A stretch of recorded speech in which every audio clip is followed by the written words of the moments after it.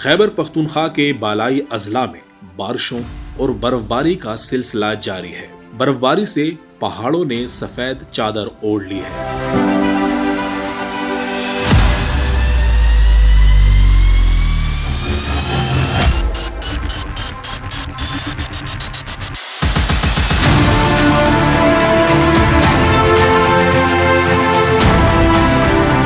تمام ضلعی انتظامیہ چھوٹی اور بھاری مشینری کے ساتھ ہر قسم کے ممکنہ حالات کے پیش نظر تیار ہے۔